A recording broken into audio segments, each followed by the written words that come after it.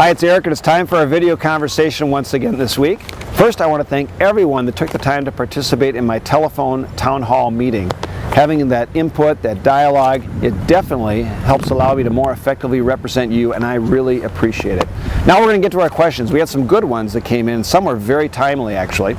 The first is an email I got from Patty in Plymouth. She emails in, "Dear Representative Paulsen, I'm writing to express my deep concerns about the Department of Labor's proposed fiduciary regulation and the serious unintended consequences it could have for our clients and Americans across the country who are saving for retirement. As drafted, the proposed regulation would seriously impair Americans' ability to save for their hard-earned retirement. I urge you to ensure the Department of Labor addresses the unintended consequences of its proposal for the fiduciary regulation. Thank you, Patty." Actually, what Patty's referring to, that many of you may not realize, is that the Department of Labor has made a proposal that would redefine what a financial advisor is and what type of advice they can actually give to clients.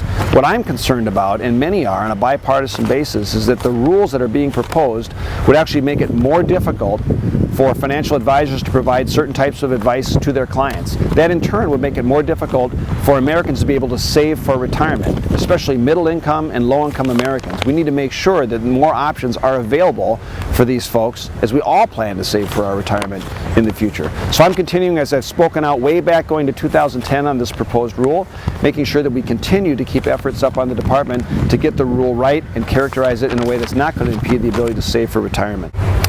All right, next up is an issue where we've had a lot of feedback in the last few days, both by phones, emails, and now letters are starting to come in. It's regarding the newly announced nuclear deal with Iran. And unfortunately, as we look at the details of this agreement, it comes up short in many different areas that are very, very important.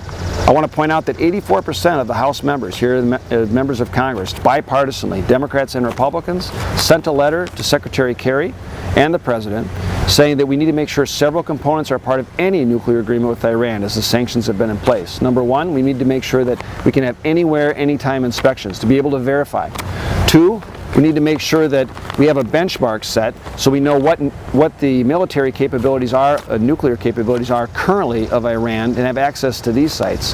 Third, we need to make sure that ballistic missile technology is addressed that Iran has been seeking. And then fourth, making sure that this agreement is going to be long-lasting for a long period of time. And unfortunately, none of these provisions were met in the newly announced agreement. I have grave concern about that, and I have grave concern about lifting any economic sanctions, because that is what has actually brought Iran to the table. This is important not only for our safety here in the United States, but it's important obviously for countries like Israel, or ensuring that the Middle East is not going to be a part of a nuclear arms race now. So Congress will now get a chance to review this newly announced deal within 60 days and have a vote on it. I don't like what I see, and we'll have to see how others feel about it as we move forward in this discussion.